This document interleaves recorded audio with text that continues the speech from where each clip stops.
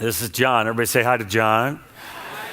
I asked John a couple of weeks ago, I said, you need to get on the couch. And he said, what for? He works at Metro Bus. No, it's called not Metro Bus, right? What's it called? Bi-State Development Metro. Bi-State, that thing. And so when you curse those buses going by, it's John. Sorry. You shouldn't do that. But first of all, John, I asked him to come up here. Some of you know about John. He's doing all kinds of crazy artwork out in city parks and stuff. It's like totally weird and random and bizarre and totally cool and expressing something of the heart of God. So we're going to talk about that. But tell us, John, how did you first come to Southgate? How did I first come to Southgate? I think I was 4 years old. There you go. Maybe 3. And so we came here. We'd been in St. Louis for a couple of years and settled down at Victory at the time. And, I've always thought this church was awesome because we had this like crazy tight-knit community that, I don't know, like everybody loves each other here, which is really cool. So I think that's why we've been here for 20 plus years. So awesome. Jim and Charlotte, his parents, Elizabeth, his sister, you guys know almost all of them, I'm sure. But tell us about you a little bit. You used to be a leader in ZAP, used to be a worship leader. Just tell us some of the jazz you've done around here. Yeah, I was one of the main people involved with ZAP leadership for a long time there. I led worship at ZAP off and on for 10 years or so. I was going to say a decade probably. Yeah, a little bit. I was up here a handful of times, but mostly in the youth group setting. I did a lot of ministry stuff involved with youth here.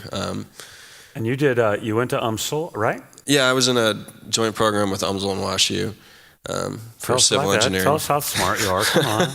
I had a unique education, I'll put it that way. I did the honors college at UMSL too, so I studied as much literature as I did engineering, and I mean, it was fun. I like to learn. I honestly like to learn more on my own than I did in school, but I don't know. It's, I think that's part of me. So he's a musician, he's a scholar, he's all that, right? But he's not playing guitar and stuff right now. And so we were talking about this. He said, I started feeling this need to do some kind of creative outlet. Tell us how you ended up just going to parks and denigrating them for beauty. So it started out, I got introduced to the work of this artist, this English guy named Andy Goldsworthy, who lives over in Scotland, that just does incredible stuff in that vein of like the land art, environmental sculpture stuff. And I was actually, the first time I did one, I was fishing with Aaron Rosensteel. And it was raining, and I'm sitting on this bench, and there was all this crazy colors of cedar wood chips on the ground, and I just started playing with them. And I'm like, hey, that was kind of cool. And the next day, I was like, I think I'm going to go out and try to actually intentionally do one of these things. Wow. And it's funny, because while I was working on it, a random lady walks up to me and says, you're an art student studying Andy Goldsworthy. And I'm like, that's weird. But that's... So... I don't know, I was encouraged to keep trying and had a lot of fun doing it. And I don't know, I benefit from time alone in the kind of elements like that. And, both for myself and man, it is something that I have encountered God while doing this stuff, and mostly in ways that I'm not anticipating or expecting, which has been a lot of fun. So we have some pictures. I don't know where you guys are going to put them up. You're going to put them up? They're rotating through. Oh, they're already up there. Do you want to just tell us a little bit about one or two of them, just so we kind of get a feel for this is what I'm thinking, what I'm doing? Yeah. So normally I have no plan, and I just go out there and either find a location or a material that I'm like, oh, that would be fun, and then I don't know, just start working with it. So a lot of the wood and stuff that you see used there, my early fans were mostly like conservationist people, so they really pushed for me to use invasive species. So, wait. That's and it's not that I wouldn't want to be responsible with my choices. We don't know what it means. An invasive species is a plant or animal that doesn't belong here, that got introduced probably by people. So they would rather you move the stuff that wasn't generic to that. And a lot of them are choking out the natural stuff that belongs here. Kudzu, honeysuckle, Japanese hops. Yeah, I always hate when kudzu happens. That's hemlock, bothers me. Things like that.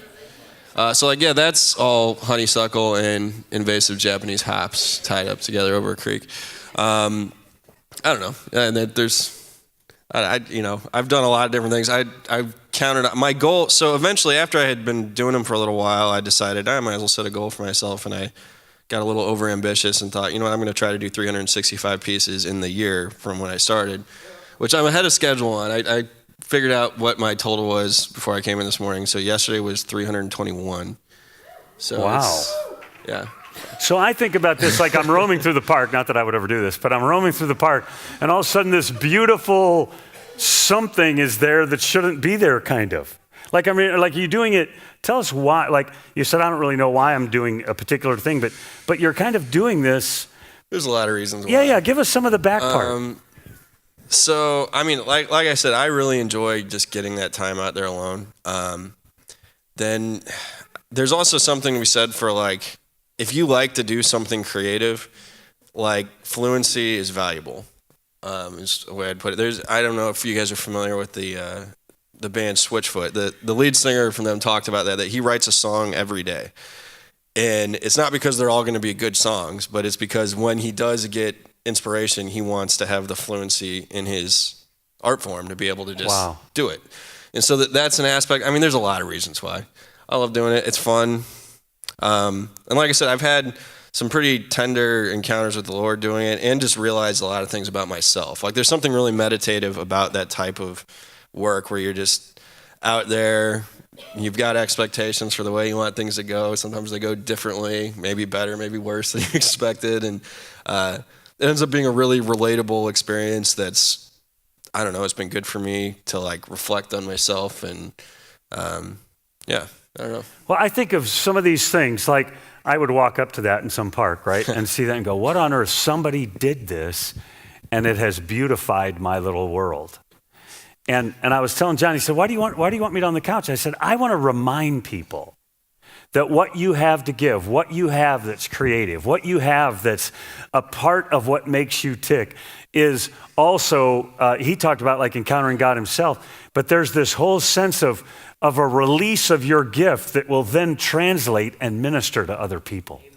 And so whatever is creative in you, whatever is expressive in you, it can be something that is not just for you, but a gift to other people. That you can express something of what God's really like, and others will step back.